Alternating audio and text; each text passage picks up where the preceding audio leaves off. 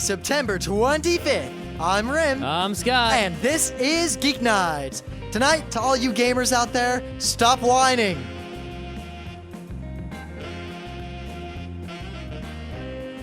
Let's do this. So I was down in the Bronx, as I often am, working on stuff. Every day. Not every bit. A lot of days I'm just in Yonkers. Uh-huh. But I'm actually down in the Bronx. And I finish up my work a little bit early. I'm really fucking hungry, but I don't want to stay where I'm parked because the parking right there is like $5 a second. So I get out, I'm driving around, and I'm thinking, what am I going to eat? I'll just stop somewhere on the way, park in the street, whatever food looks good. I'm in no hurry. And I pass by a White Castle. Uh-oh. Oh, mans. I can't eat most fast food. And Scott either. We cannot... The thought of eating McDonald's hamburger makes me a little nauseous. I don't even know what they taste like anymore. I know what they taste like. They taste like nausea. Uh-huh. But, actually, they used to taste delicious before I realized that it was just chemicals. All right. Yeah, but anyway, I can't eat that crap. The only exceptions are I can eat Taco Bell pretty much any time. Oh, Taco Bell's disgusting. Taco Bell's not that bad. It's bad. While Taco Bell, what you get is not Mexican food, and I would not call it a taco. What it is good. But it is disgusting. It's better than the tacos you got in, higigh school. It's better than the tacos you get at, a college. It's not saying much. It tastes I about don't eat those tacos either. I have a high standard. It's either good Mexican... No, you don't. Those tacos taste about the same as the tacos we make at home. No, they don't. Yes, they do. Anyway, and White Castle. Because White Castle is the bomb diggity shit. White Castle is so bad. Where else can I get 4 burgers for $2.12? Nowhere, and there's a reason for that. I also got a 5th burger, but it was a jalapeno cheeseburger. Uh-huh, and how big was it? Like an inch wide? It was the size of it. You know how big a White Castle is? Like that big. It's tiny. It's not that tiny. It's pretty tiny. So anyway. It's like a bite. As I'm walking in, I see a bunch of signs all around the White Castle. And there's a bunch of video cameras and a bunch of, metal speakers. And the sign says, "You're being watched 24/7 by the police and blah, blah, blah, blah, blah. Two-way communication something, blah, blah, blah. Don't do anything stupid, no loitering." Uh-huh. Huh. All right, so I go inside. More signs, the same. Apparently, I don't know if it's a White Castle thing or just a thing, but it looks like this is a company that does this. And inside the place, there's a million more of them. While I was sitting in this White Castle, one person was arrested and 2 more people were forced to leave and told that the police were en route. What? None of these people were related to each other in any capacity. And none of these incidents were related to each other in any capacity. What did they do? All right, so I'm sitting there, and it's next to a high school in the Bronx, and it's around lunchtime. So there's some girl and her 2 girlfriends talking to each other, and they're yelling and loud, and what punk kids do. And one of them's really loud, and suddenly, I hear this announcement. It's like, "Will the girl in the blue sweater be quiet, or else we will be forced to call the police?" It's not illegal to be loud, but you could just ask them to leave. That's all you can do. Well, yeah, and the girl's looking around like, "What? What?" And then the camera's like, "Look up at the camera. I'm watching you. Be quiet or you'll be forced to leave." And she's like, "Whatever." And then he says, I heard that.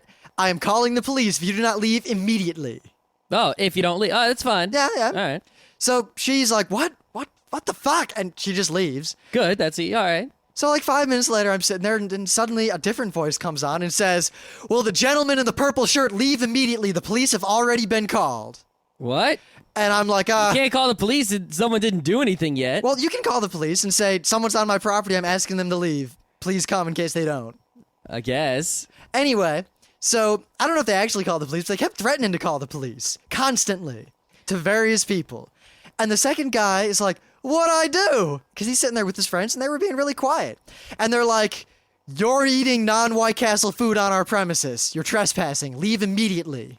Not true. And he's like, "I came in with my friends. It's some fries from the McDonald's next door. What the hell, dude?" He's like, "Don't swear at me. Get the hell out. The police are coming." So there's some Nazi who owns a White Castle, basically. No, it's not. I think it's the White Castle. I'm pretty sure those people weren't physically in the White Castle. It looks like, I took a picture of it. I got to look at this sign.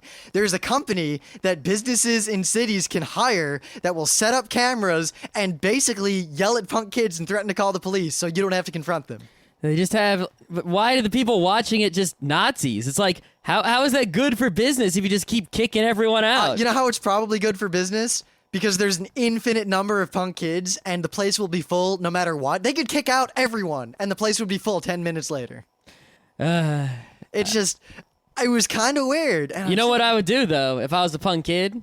I would totally throw rocks at that place every night. The thing is, it's open 24/7. It's surveilled 24/7. It's surveilled, looks like the inside. And the outside. While I'd I have was to shoot- outside, they kept yelling at kids to move along or the police would be called. Wait, move along. Are they on the sidewalk? They were in the property. Barely. It's like they'd walk in the property or start to cut through or like stop real close to the and be like, move along, police are on their way. The guy's always just saying the police are on their way, but the police only showed up once. Is it against the law to say the police are on their way if you didn't call them?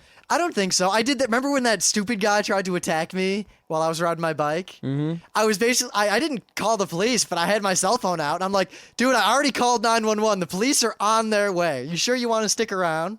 Of course, that didn't work because his response was, I know all the police. They won't do anything to me. Come here so I can kick your ass. Anyway. Yeah, it was that's kinda weird. it's just a weird Nazi kind of. You're a lot. It didn't sound like anything they did was illegal. Oh, no, but it wasn't I illegal. definitely wouldn't go there if I knew the place was like that. Yeah, the only Like if I reason... approached a place and I said, "Wow, the person here's being a Nazi," I'm not gonna go and shop there. The only reason I went is because I fucking love White Castle and I wanted to eat a White Castle. White Castle sucks, and that place is like the worst White Castle ever. It sounds like. Well, the thing is, the White Castle food was okay. It wasn't the best White Castle I've ever eaten at. The cheese sticks were a little dry. What I would have done is I would have gone in and talked to the guy who There's no one to talk to. There's the guy who serves you your burgers. Those people didn't speak English. Oh. Those people didn't. Those people did not interact with you in any capacity. And they were behind. Did you have to tell them what you wanted? They were behind bulletproof glass, and there's no door to get to where they were. Didn't you have to tell them what you wanted? Yeah. Couldn't you talk to them through that? I don't think they would respond. I'm pretty sure they don't speak English. None of them. I don't think anyone in that establishment spoke English. But yeah. What if you went into the restaurant at the White Castle and you didn't? Let's say you were Chinese and you only spoke Chinese, but you knew how to order White Castles and that was it. And you sat down eating your White Castle and they said leave, and you're like, what? I think that would be the same situation as if a police officer tells you to do something and you don't understand what he says. Not all police officers speak Mandarin. I guess. So, yeah, what do they do in that situation? I don't know. The thing is, it kind of worked because despite the fact that there were, with no exaggeration, at least 400 or 500 punk high school kids, like in a mass around the property of this White Castle, just because it was lunchtime next to a high school. I think that system was the only thing keeping that White Castle from being just a madhouse of death and carnage. See, the thing is, though, if I owned the White Castle, I would let it be a madhouse because I would make so much money from all those burger sales. I don't know what the deal is. I would have that be, the way I would set up the White Castle is where no one could actually come inside. There was graffiti in the White Castle. I know. I would set up the White Castle in such a way that it was just not drive-throughs, maybe one drive-through lane, but you couldn't actually get in. It was just a building, and you would come up to the edge of the building and to a window where someone would give you your White Castles, and the middle would just be a kitchen. And then, when it got crowded around by 1,000 high school kids, I just throw burgers out and take money in constantly. If they graffitied the outside, who gives a shit? Well, I think part of the problem is that White Castles are not the classiest places. And that's why who cares if it gets graffitied? It's a White Castle. It's but not I don't like, think you it's not like it's a French restaurant. It's one thing to go into a graffiti. building somewhere in the Bronx and there's graffiti on the outside. But when there was graffiti on my table and on the floor and on the wall and on the security glass and everywhere in that building, I felt really out of place too because it's all punk kids and really scuzzy looking people. I'm there in like a pair of chinos and a dress shirt with a Cisco book. Yeah. Hey. You didn't get asked to leave, did you? No, but I got the hell out of there pretty quick because I was kind of afraid they were going to yell at me for violating the can't be in the restaurant for more than 10 minutes rule. Really? Yeah. Oh. I would have been like, on my way out, I would have just given a finger to the camera. Nah. That way they couldn't ask me to leave. I was on my way out already. What were they going to do? And all I did was give them the finger. Not illegal. So, an awesome game that has been out for quite a few years now, I guess. Yeah, a couple years, I guess. That we love, and most gamers seem to love, is the Guitar Heroes. And Guitar Hero 1 and 2 are out and available on definitely the PlayStation 2, and I think some other systems maybe. I think the Xbox 360 has Guitar Hero 2, and whatever. And they're good games, and you should get them if you can. And the Rock Band is also coming, but I know less about that other than it will have more instruments than just the guitar, which Guitar Hero only has the guitar.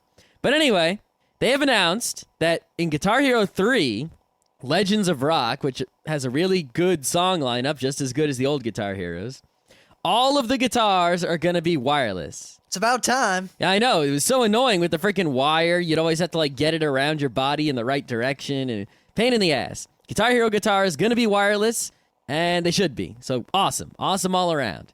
The thing is, from what I can see here, it doesn't look like the guitars are going to be cross-platform compatible. I mean, the Wii guitar is white and has a hole in it for you to put your Wiimote in.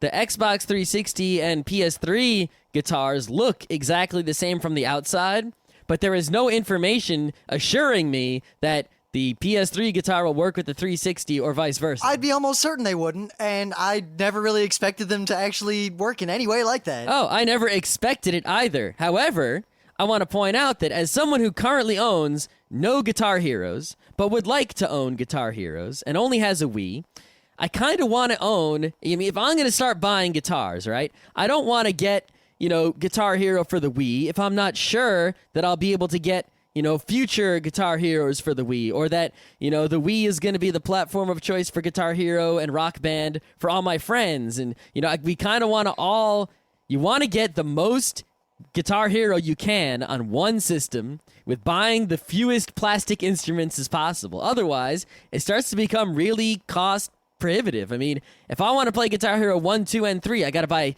a PS2 guitars, a Wii guitars, and then maybe like Rock Band won't even be on the Wii. I don't even know. I'll have to get a 360 and then some 360 guitars and instruments.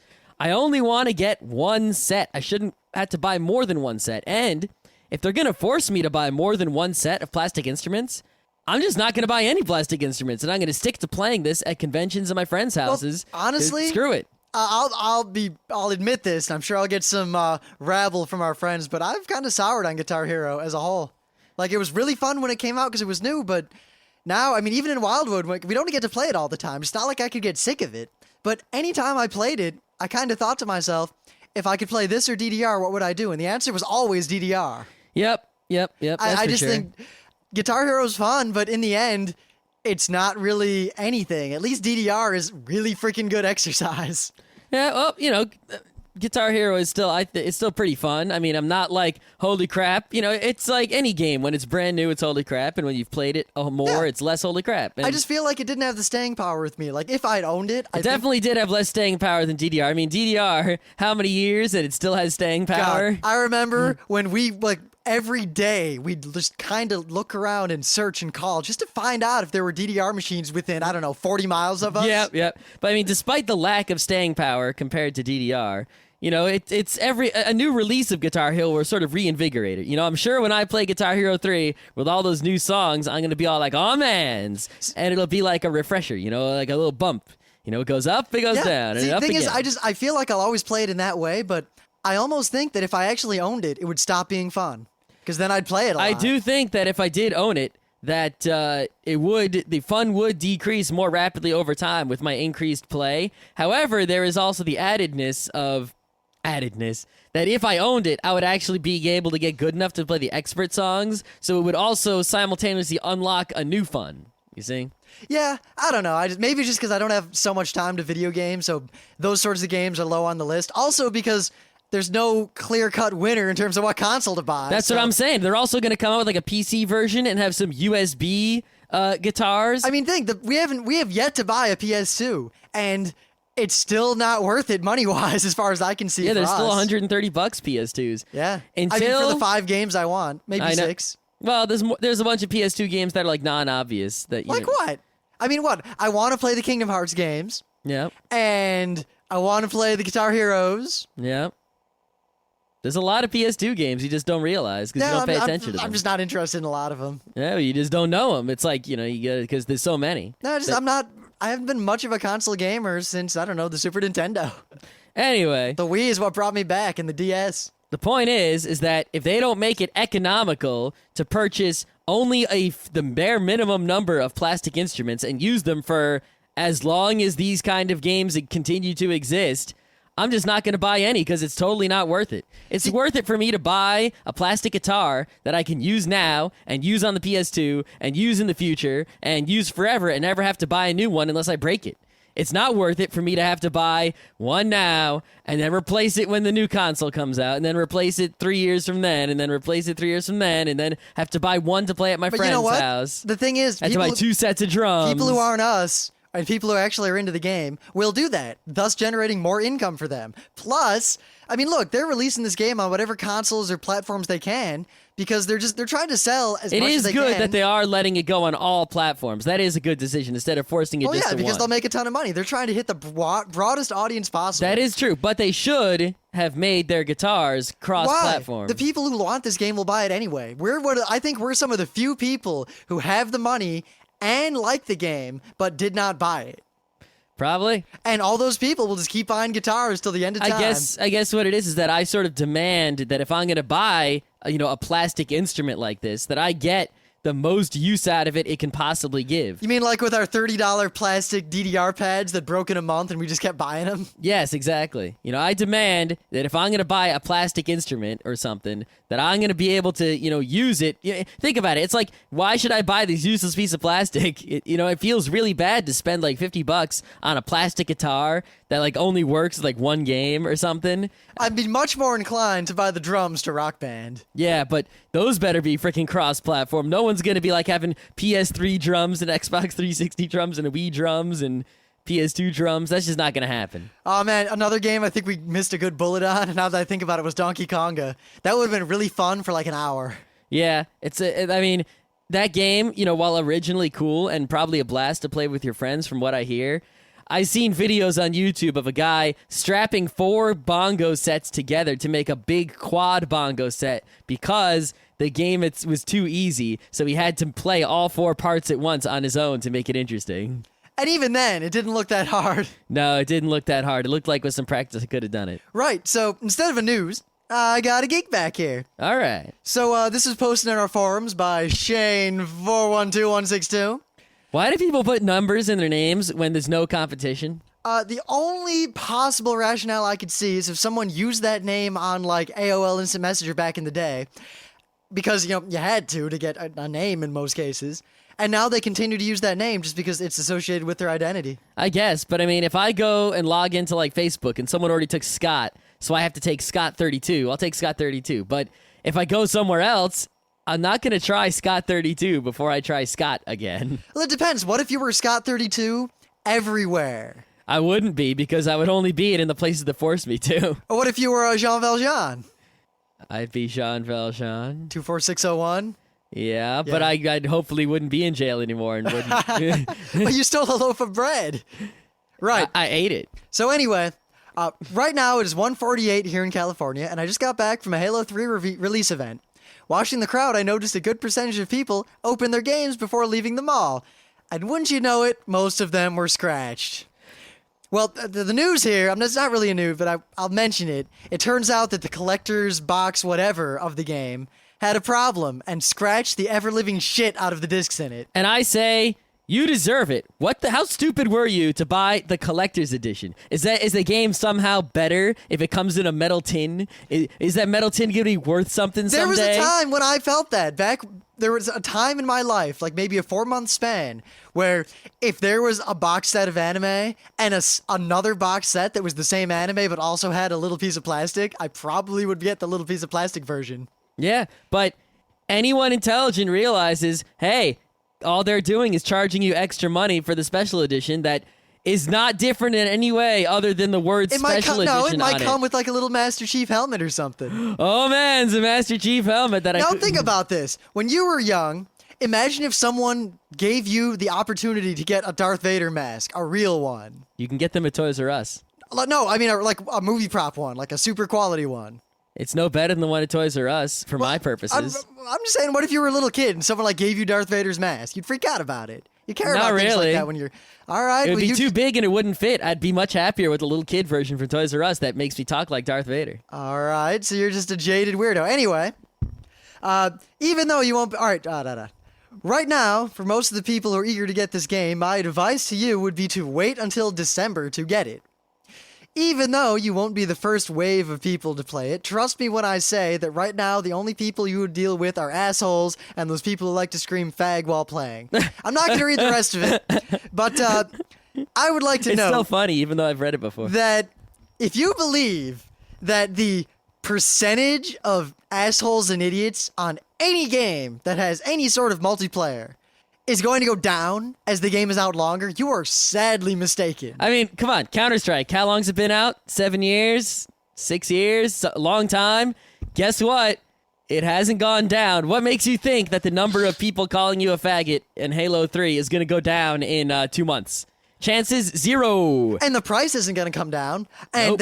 we've already figured out the whole scratch thing. So Yep. pretty much, If you're a Halo 3 fan and you want the game, go buy the normal edition right now in on any Amazon case, or if there's a something. game that you really care about, get it on opening day. You're not going to lose anything for getting it on opening day unless they charge more for As some long as you reason. don't wait in a line. Even then, it might be worth it. I would have waited in one hell of a line to get Tribes 2 the day it came out. Yeah. You didn't know until after, though. It was a Well, the only reason I it's a didn't buy it hindsight right away 2020. was because I didn't have any money back then. You did buy it right away. I told you to go buy me a copy. You bought 2 copies on the internet. They came in the mail. No, I didn't. And then I gave you cash for it. Not for Team Fortress. Not for that game. Tribes 2, yeah? No. No. I went to the store and bought it like 3 days later because I didn't have money when it came out. Oh, but you did buy a copy on the internet and then gave it to me, and I gave you money. No, I didn't. I went to the store and bought it with cash because my credit card was maxed out. That's not what I remember. I couldn't buy anything online. My credit card was totally maxed out at like a couple $1,000s. That's In fact, not it what was I over. remember, but I had no anyway. money at all. I got some money and I went to the store. I think it was Media Play, and I bought the physical box. That's not what I remember, but okay. That's a really weird thing to make up, Scott. That's how I remember it. It's because I remember I wanted it, but I couldn't go get it for some reason. I told you to get it.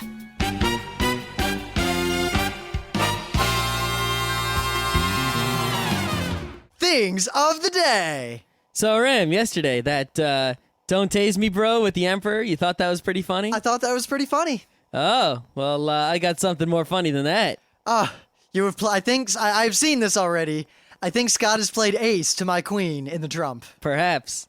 So, you know the end of Star Wars Episode 6, where Luke takes off Darth Vader's helmet and he's like, "You were right, you were right," right? That scene. Well, in that scene, after he takes Darth Vader's helmet off, it looks like he has a harmonica.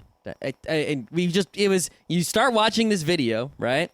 And Luke takes his helmet off, takes Darth Vader's helmet off, and it's the same scene as it's right from the movie, no editing. And we're watching it together, and Rim says harmonica, and I just kind of nod in agreement, like, yeah, it's the harmonica's always there was a been lot there. of lead up. Like it shows the whole scene. So we know it's a funny video, something, but. After a few, I'm watching, I kind of forget that this is supposed to be some funny video, and all I'm thinking is, man, Star Wars is awesome. Yep. Man, the scene was awesome. And then I say out loud, I always think whenever I see this scene, he's got a I harmonica. think you just said the word harmonica, but I said something like that. yeah, but I nodded in knowing agreement. Because Like, it looks like yep. harmonica. Everyone always thinks it looks like a harmonica. I think the prop might have been a harmonica, but I digress. It could have been. They could have used a harmonica in that costume there. And then the video happens, and, well, we lulled quite a bit, perhaps even ruffled. It caught me off guard, and that's kind of surprising. Yep. Even though we should have read the title of the video, would have given it away. I did, and I just didn't put 2 and 2 together. I didn't put 2 and 2 together till it happened. Then I was like, And I almost fell over laughing. Yep.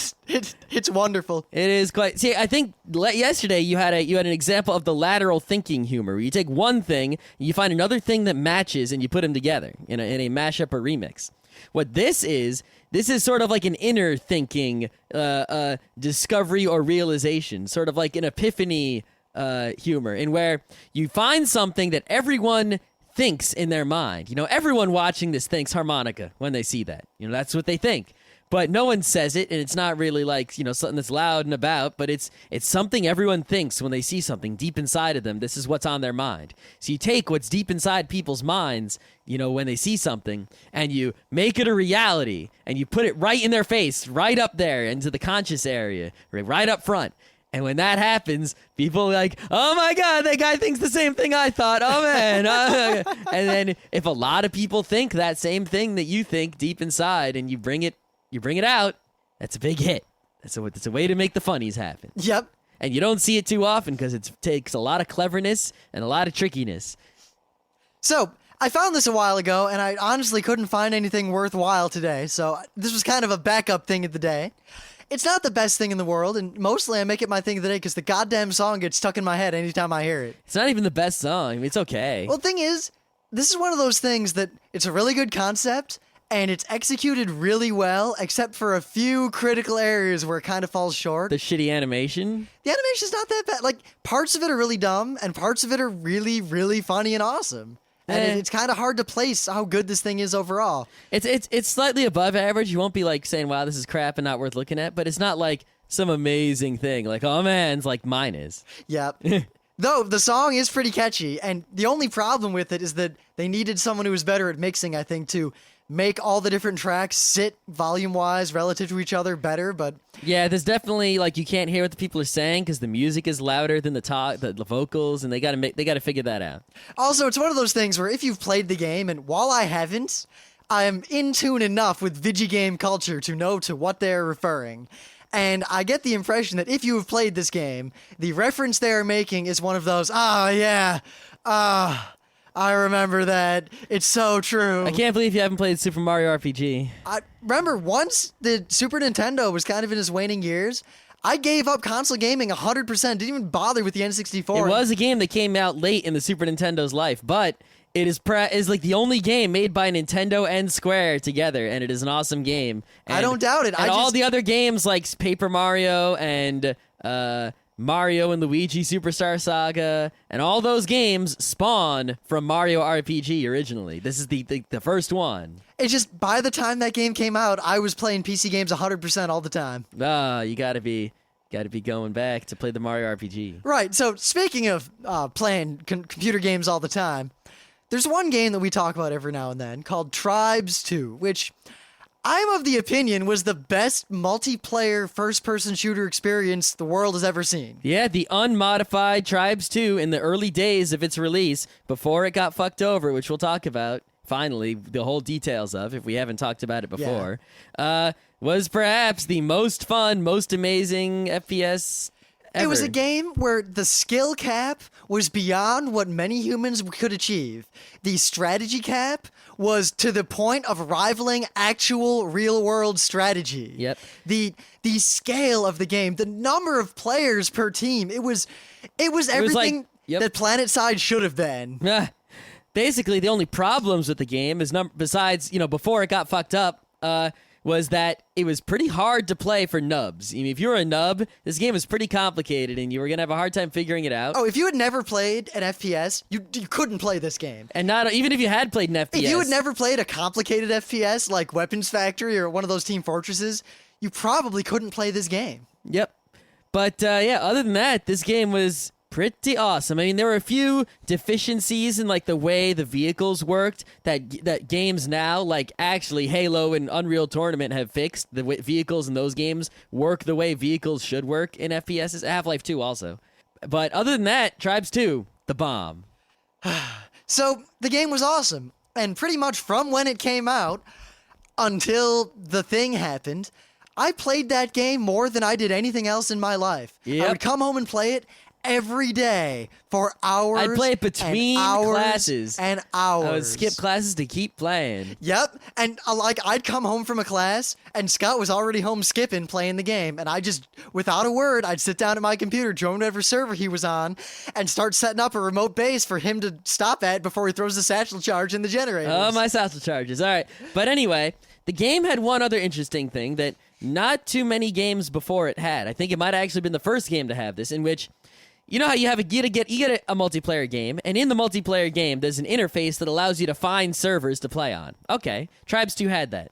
They also had forums built into the game. Counter-Strike had forums, but the Counter-Strike forums were at counter-strike.net. So not everyone who played Counter-Strike was on the forums. Yeah, but I mean, everything was integrated into the game. You had your own little world in there. You could make clans were integrated into the game. You could make well. clans in the game. You could email other players within the game with your special Tribes 2 email. You could customize your guy and a whole bunch of other stuff from within the game, and that when I first installed the game and I saw that, I said, wow, that's freaking awesome. That is freaking awesome. I love that.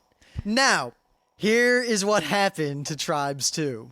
So they had all this set up, and people are playing the game, and the game was stupid popular for obvious reasons. I mean, Tribes 1 was stupid popular. Tribes 2 came out and sold out, and people were playing it like crazy, and people were playing it like crazy. Yeah, this is a PC game before, Steam really took off, where it kept selling out. You couldn't buy it in a lot of places for a while. Yep, at least a short while, a few weeks.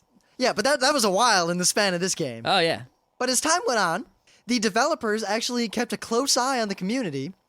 Well, the community was sort of, on their servers in their game. So they paid attention to what went on in those forums. They moderated them. They talked to people. They were all out and about within the game, which is pretty cool. You want the developers to be close to the community. Like every game out there that has any sort of community about it, a certain percentage of the people who play the game bitch about various aspects of it. And oh man, the spin fuser shoots too slow. Oh man, the heavy could go a little faster. Oh man, why don't the vehicles work this way? Man, why doesn't that work this way? In every multiplayer game the world has seen since internet communities came about. It happens in any multiplayer game requiring skill, I think. I think there are some multiplayer games. It also happens in World of Warcraft. I'm just saying is that it does happen in games that don't require skill, but you won't get this kind of bitching in some other. There are some multiplayer games where you won't get bitching. Like Pac-Man. I doubt no one that. complains about how Pac-Man verse works. I'll bet there are people who already are. Really? I'll bet there are. I don't think so. Anyway, so they watched this community. And, well, first I should say that I'd say about a quarter of these sort of bitchy complaints are probably kind of valid. I mean, the game wasn't perfect, and there were some valid, things you could have done to the game to make it even better. But in any game, the majority of the complaints about a game are really not legitimate. And you might say, but Rim, it's a subjective thing. If someone likes X in a game, then they could complain about X being not the way they want it to be. And while that would be true, I think the fundamental problem here is that a lot of people, in all seriousness, don't actually understand what they want, and what they think they want is not fun for them. Yep. For example, you got someone, right, who's playing Counter-Strike, right? And they say, take out the AWP, it sucks, right? Well, what they're really saying is, I don't know how to avoid getting shot by snipers. Take them out of the game, so that the game is now easy for me. And let's say they did that. Let's say they took the AWP out of the game, right? If this person would either A, their only weakness was that they couldn't avoid snipers. Now they're gods of the game. It's too easy, and there's no point and they'll get bored of it really quick because they'll just own everybody. Or B, they actually sucked, and it was just they sucked so much snipers killed them before any of the other weaknesses were made aware to them, and they'll die from some other thing. And all they're really saying is, I suck at this game, please make it easier for me so I can win. It's not fun because I can't win. And part of that comes from the fact that you have a multiplayer game where skill matters. And if you have a multiplayer game where skill matters, unlike a single-player game, right? Let's say you have a single-player game, you can just... the single-player game throws the same thing at you every time. It doesn't get harder unless you change the difficulty setting, right? So once you figure out, you raise your skill level up to beat the single-player game, you can eventually beat it by just playing and playing and playing until you get better. In a multiplayer game, everyone is getting better at, varying rates, depending on how much they play and what their talents are and how good they are. And some people will never be good enough to win again in Counter-Strike. There's some people just, no matter how hard they try, if they play Counter-Strike, they'll just get killed right away, and it will not be fun for them because they'll just constantly lose because they suck. And the only way to make it fun for them is to make the game so easy that they can actually play. So basically make it Unreal Tournament. Right. So they make all these complaints, that are like, take out the AWP, make the map like this, and those are just reactions to they can recognize that they died this time because of something in the game. It's like, take out the Goombas in Mario, I just died on a Goomba. Take out the pits in Mario, I just fell in a pit. Take out the Koopas in Mario, I just got hit by a bouncing shell. When the real answer is, don't touch the Goombas, don't fall in the holes, and don't get hit by the bouncing shells. Well, if you give these people their way, eventually Mario will just be a flat plane with no bad guys, no holes, no nothing, and a flag at the end. Well, the thing is, I mean, that is definitely true to a degree, but there are a lot of other, I mean, sometimes people just don't understand what makes a game fun. Like, they play a game and they think they like it. Let's take Team Fortress 2 as an example, because the primary complaint that people have on the internet about the game now, at least the normal stupid people, is that there are no grenades. Well, bring back grenades like every other Team Fortress game. And what they don't seem to understand is, one, that grenades were taken out of the game because the way grenades worked in every Team Fortress style game hitherto was just a programmatic way to have things that are interesting in the game. Like, the grenade object was all they had to work with. And those things that you missed weren't really grenades, or they didn't function the way you thought they were. The purpose they served in the game could be served in a better way.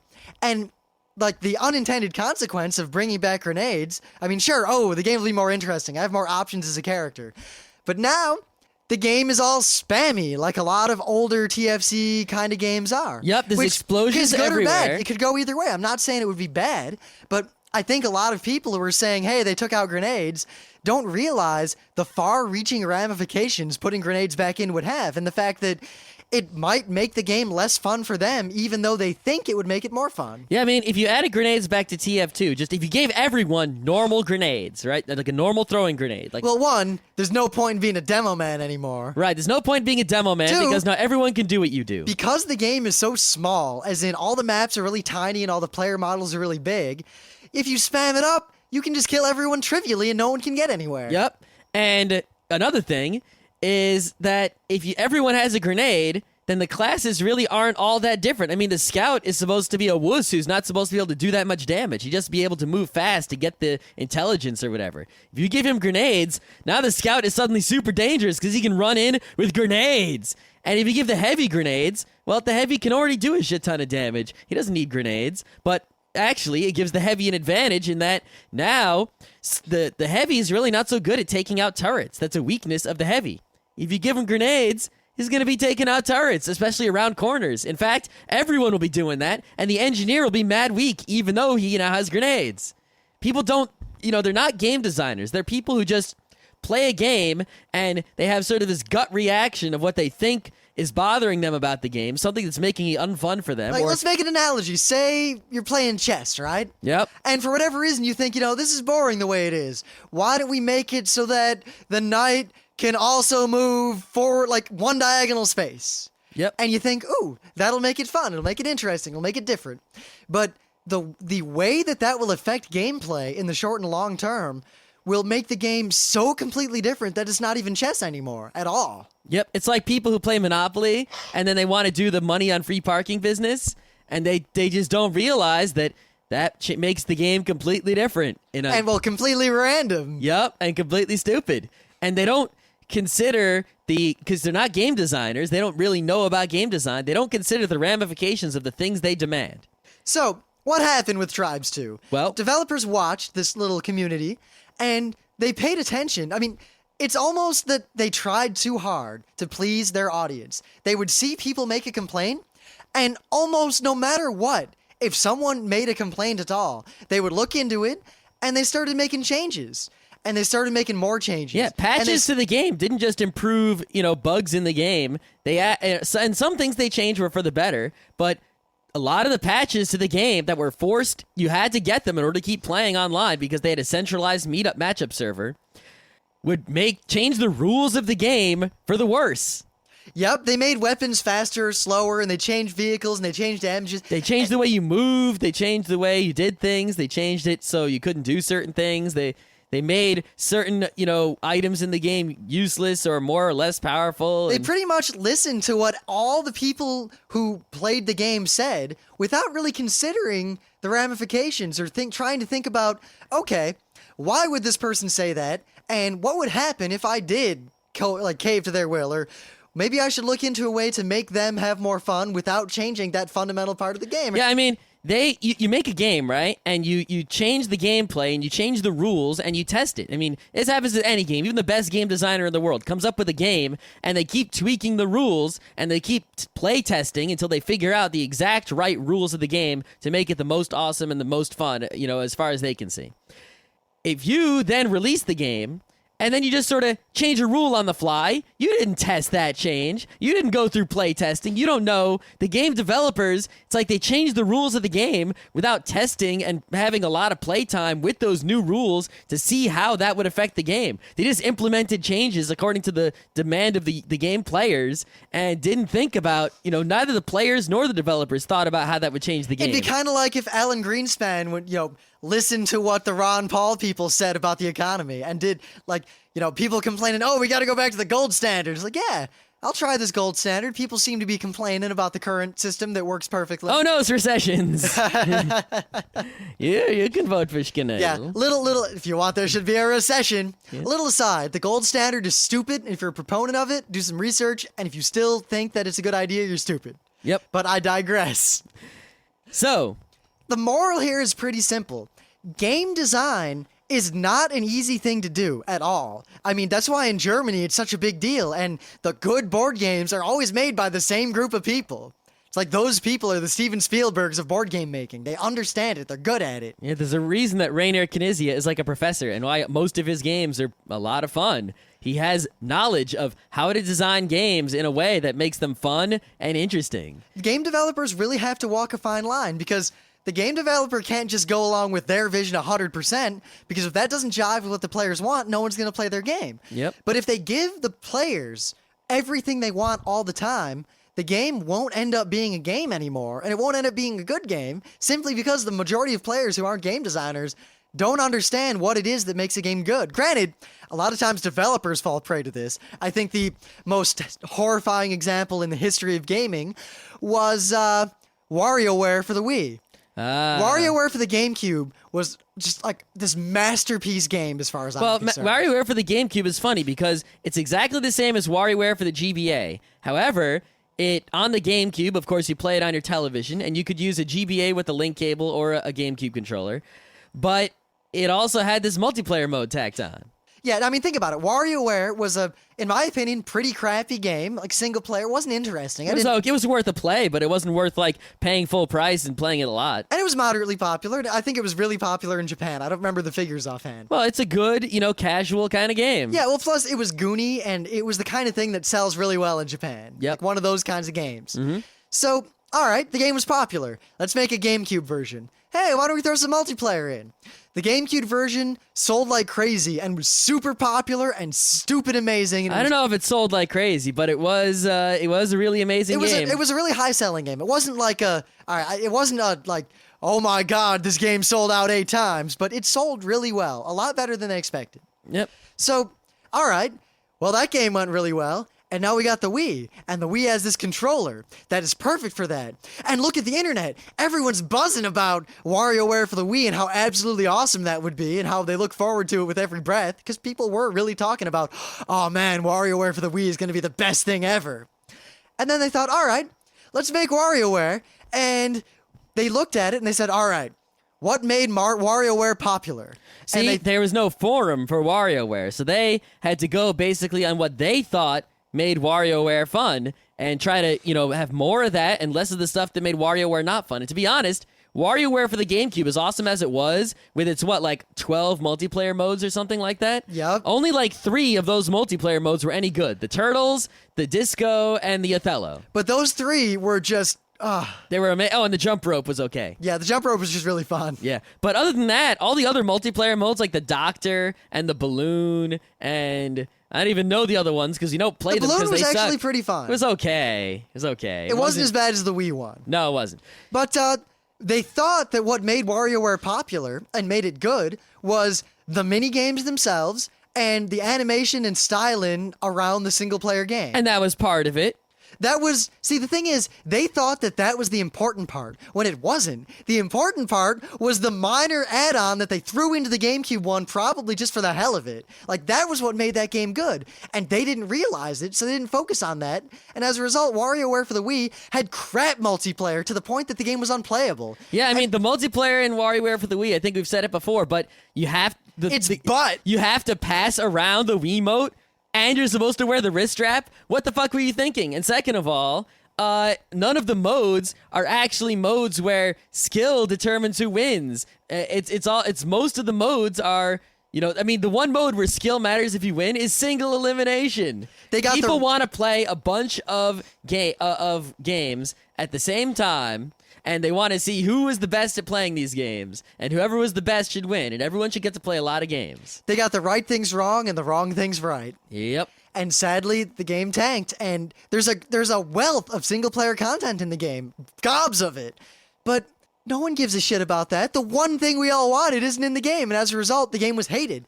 And I still don't think they realize it. I don't know. I think the developers at Nintendo thought, why didn't WarioWare sell in the US? What the fuck? I don't get it. I think it did sell. It's just that... Well, it sold, and then everyone who bought it really Everyone who hated bought it played it through and then stopped playing it. Yeah, I was so disappointed that I pretty much stopped playing it after a week. Yeah, I beat the whole game in like a couple days, and then I was done. Yeah? And I haven't played it since. That was one of the biggest disappointments in recent gaming history for me. Yeah, pretty disappointing right there. But what it comes down to is that when you make a game, you can't be listening to the stupid players who don't know what the hell's going on. And stupid players don't go whining about a game that you think you can make it better, because you can't. You're not a game designer. You don't know shit. You're just a game player. What do you know? You don't know anything. You're just going to make your game crappy. You got to think, if you really do want to make a suggestion as to how your game could be made better, don't just make your gut reaction like you'll play in a game and, let's say, and you feel something like, oh, this part's too hard, or I don't like this part. Well, that's good thinking, but don't just go with the first thing that comes to mind like, oh, this part is too hard because blah, Actually think, what makes this game fun? What do I like about this game? I mean, if you're complaining about a game, you must like it enough that you want to keep playing it. And, for some reason, if you really hated it, you just would stop playing. So there's something about the game that's fun for you. And if the game is not fun for you in some way, right, think about why it's not fun. And if the answer is because you don't have enough skills and you're losing all the time, maybe you just don't like games that require more skill than you have, and you should play a different game. It's not always that. I think most of the time it's much more benign. People they feel that something's wrong with the game. There may well be something wrong, but they don't understand really what's the important part, or what's the core part of the game, or what makes the game what it is or makes it good. And they'll complain about an aspect, not realizing that changing that aspect would completely change the game in ways that they would never even expect. And if you finally do come to a conclusion as to what you think will make the game better in some way to fix what's wrong with it, because, a game might have something wrong with it, actually think long and hard about what the whole game would be like if you changed that one thing. I mean, wouldn't it be cool if I could play Galaga where my ship could shoot like 1,000,000 bullets a second and I could just move back and forth killing all the bad guys? Yeah, that would be pretty fun. For 2 seconds, I would get the high score, and then every level, I just wouldn't be able to get hit, and I would kill all the bad guys immediately because I shot so fast. Or maybe I should have missiles and upgrades and all that. Yeah, that's great, but now Galaga's too complicated to play. Yeah. There's a fine line. You gotta really think about these things. Game design is very complicated and is not for the faint of heart. And a lot of people just go on forums on the internet and spread their knee-jerk reactions around, and good game developers, like at Valve, ignore what the fuck you say because they know they're better than you, and they've proved that every time and time again. So, what should Valve do to make Team Fortress 2 better? Because I got to admit, I have a lot of opinions about the game, and I like it, but... Well, I think what it is that they've designed the game in such a way where it is very fun, and... what they were going for, I think they have gotten exactly. Yeah, well, I think they're going for a console FPS and not a PC FPS. Yep. They're going for a game where the skills of first-person shooting matter, but don't matter that much. I mean, Fatality will not be any better at Team Fortress 2 than Rim. Rim could compete with Fatality at Team Fortress 2, but... if you were to say play Quake 1, Rim would not get a single frag, and he would be owned. God, I couldn't even get frags against my friend Dan. You probably couldn't school. even spawn. Well, I remember when, Dan would shoot me and knock me into the air, and I would say, all right, and I tried to shoot at him. I'd land on the grenade he had thrown, and I didn't realize it, which knocked me into the air, into the rocket he had shot at just the right time, which knocked me into the wall, and then I landed on the other grenade. Yep. So I don't think there's anything wrong with Team Fortress 2 as they have made it and as they want it. The thing is that I, as Scott, want a game that requires a great deal of skill, in which there is a high skill cap where Fatality would own me and I would own anyone who... See, the thing is, I want either a high skill cap in tactics or a high skill cap in FPS skills, or a combination of the two. I just feel like Team Fortress 2's skill cap is very low, and the strategies, I mean, while it still works out in the beta, in the pubs, because almost everyone playing the game is a total noob and just doesn't understand how to play, there are pretty trivial optimal strategies for this game. Yep. And it's not that hard to make a team win all the time if you can get even 3 or 4 people to listen to what you say. Yes, on a public server, you assume most of the players are idiots. If you can get like 3 people to organize a little bit and actually do something intelligent, you can win. I mean, hell, the people on the pubs are so dumb that I, alone as a spy, could capture the flag on a lot of servers on my own because I'm the only one who's actually trying and thinking about trying to win the game. In the game we just played, the enemy team was like super defense, way to capture the point. And, they were like hammering, and there were like 3 sentries guarding the capture point. I just walked up as a spy, disguised as an enemy soldier. And I stayed there for like 2-3 minutes, getting healed by their medic all the time. Every now and then someone would shoot me once or twice, but I didn't react, so they just ignored me. And then the medic would come and just heal me again. And I just kind of stand there, hey, I'm defending. And then I just messaged my team, all right, guys, in 15 seconds, every single sentry over here is going down. And then I just tapped all the sentries, stabbed everyone, and we won. Yep. That shouldn't happen.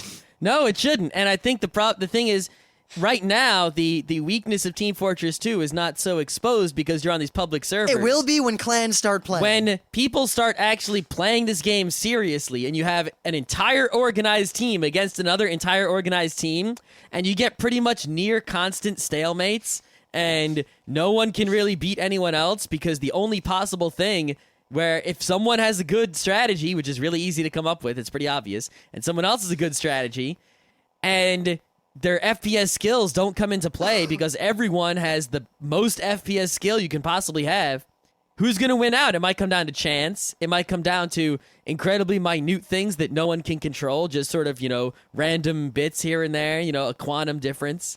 It might come down to stalemates every time. And it's really, the problems will be exposed. Yeah, and I could go on and on, but I think the other thing, my opinion about the game is that in the long run, the game is going to start being unfun for people because while they've done a good thing and made the classes super specialized and made each one like so unique that it's a different play experience altogether, each class is limited to the point that I feel like everyone needs one more special weapon. Not a game breaker, not like giving grenades to someone or giving the rocket launcher to someone who doesn't need it, but most of the classes, I think. I think the engineer doesn't need anything else. Yeah. I don't even know if the medic needs anything else. Maybe Plague. Maybe. Because that was a big part of the old Team Fortress kind of games.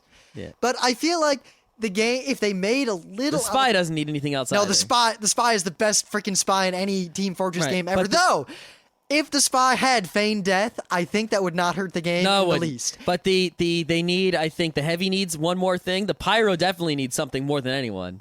The demo man could use something. The soldier could use something. The scout could use a little something. All right? Because basically what happens is they're so specialized that, you pick a class, and I want to keep the classes super differentiated. So the scout is still the fastest guy out there, and he's still super different from everyone else, and is still super weak against, actually getting hit. Yep. I mean, that's the important part of the game, the rock, paper, scissors for classes. Can't disrupt that. No, but when you're the scout, you only have one or two things you can do, period. That's it. You can't do anything else. And it would be cool if you had one more thing that you had available to you, one more option you were still different, but you could come up with something clever to do. There'd be more options in the game instead of, oh, he's a scout. I know exactly what he's going to do. He's going to go and do this because that's the only thing he can do to be effective. If he doesn't do that, I can ignore him because he'll be ineffective. This way, people, if there was one more thing, if the pyro had one more fiery weapon, then he could do something interesting. And people would know the pyro might pull a clever trick. Who knows? And that, my friends, is how to critique a video game to the developers, as opposed to, OMG, shotgun whores, ban shotties, fuckers. Yep. Anything else to say about this topic? I think that's it. Let's make some dinner. All right.